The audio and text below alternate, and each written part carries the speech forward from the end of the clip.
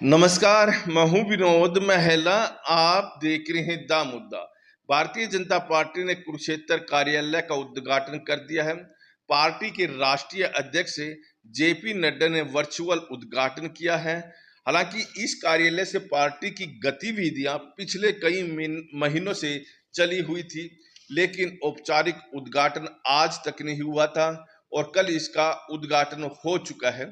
उद्घाटन के मौके पर भारतीय जनता पार्टी के बड़े नेता और हरियाणा सरकार में मंत्री महिपाल डांडा बतौर अतिथि शिरकत कर रहे थे। महिपाल डांडा ने उद्घाटन के मौके पर बड़ी खुशी जाहिर की और पुराने दिनों को याद किया।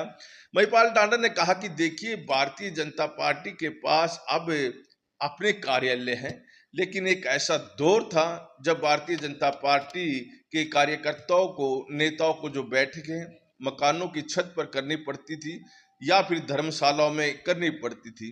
इसमें कोई दो राय नहीं है। महिपाल डांडा ने जो कहा बिल्कुल सही कहा, 100% सही कहा। देखिए, तो कुरुक्षेत्र की अगर हम बात करें, कुरुक्षेत्र में भी भारतीय जनता पार्टी की स्थिति कुछ ऐसी ही थी। भारतीय जनता पार्टी के जो कार्यकर्ता हैं या नेता जो बैठक बुलाते थे, वो मंदिरों में बुलाते थे और मंदिरों में बुलाने का कारण यही होता था कि कोई स्थान इन लोगों के पास होता नहीं था, पार्टी का कोई कार्यालय होता नहीं था और जो चाय की व्यवस्था है वो मंदिर वाले कर देते थे, क्योंकि बैठक के बाद प्रेस वार्ता निश्चित तौर पर बुलाते थे और प्रेस वालों को चाय कौन पिलाएगा। और देखिए, तो जो पार्टी के कार्यकर्ता बैठक में आएंगे उनको चाय कौन पिलाएगा। कोई नेता उस समय अपनी जेब से तो पैसा खर्च करने के लिए तैयार नहीं होता था और देखिए, पार्टी के पास इतना फंड नहीं होता था कि यहाँ पर खर्च कर दें। ऐसे में देखें, मंदिर वाले यहाँ पर चाय की व्यवस्था, ये तमाम व्यवस्था कर देते थे।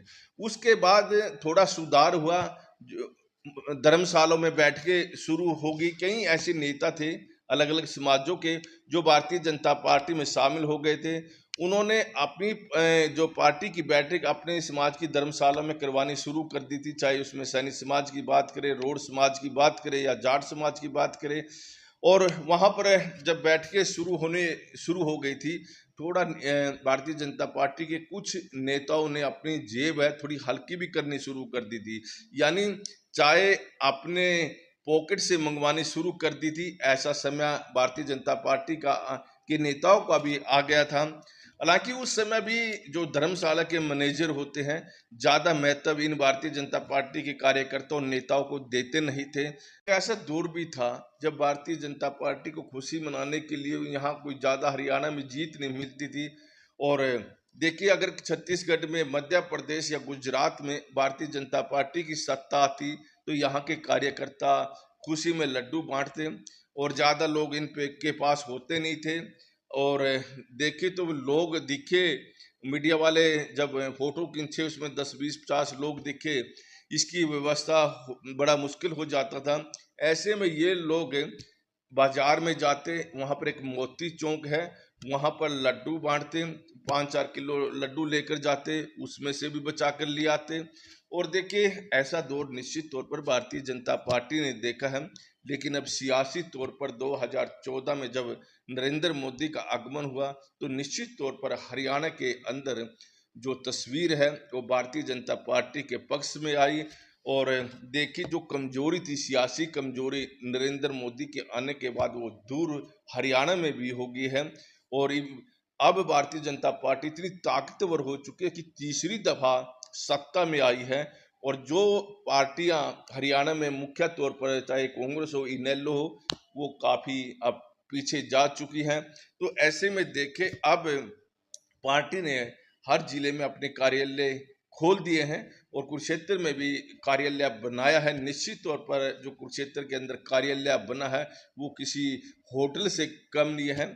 और देखिए, हरियाणा की बात करें और कुरुक्षेत्र की बात करें, कांग्रेस पार्टी बड़े लंबे समय तक हरियाणा में सत्ता में रही है। कांग्रेस का भी अपना कार्यालय सेक्टर 13 में है, लेकिन उस कार्यालय की अगर आप हालत देखेंगे तो वहाँ बैठना भी बड़ा मुश्किल हो जाता है। और अगर तुलना हम भारतीय जनता पार्टी के कार्यालय की करेंगे तो कांग्रेस का कार्यालय भारतीय जनता पार्टी के कार्यालय के आगे कुछ भी नहीं है। ऐसे में देखें या सियासी जो सेहत है वो भारतीय जनता पार्टी की बड़ी मजबूत हो चुकी है, इसमें कोई दो राय नहीं। और निश्चित तौर पर कहे महिपाल डांडा ने सही कहा है कि वो बुरे दिन थे, लेकिन देखें उन बुरे दिनों में जो कार्यकर्ता बैठकों में जाते थे, चाहे धर्मशाला की बैठकों की बात करें या फिर मंदिर में जो बैठकें आयोजित होती थी उनकी बात करें, या फिर बैठकें मकानों की छतों पर होती थी उनकी बात करें, वो कार्यकर्ता अब सत्ता में जब भाजपा आ गई है उसके बाद वो पिछड़ चुके हैं। यानी कुछ कार्यकर्ता निश्चित तौर पर विधायक बने हैं, मंत्री बने हैं, लेकिन जो जमीन पर काम करने वाले कार्यकर्ता रहे हैं उन्हें ज्यादा कुछ नहीं मिला।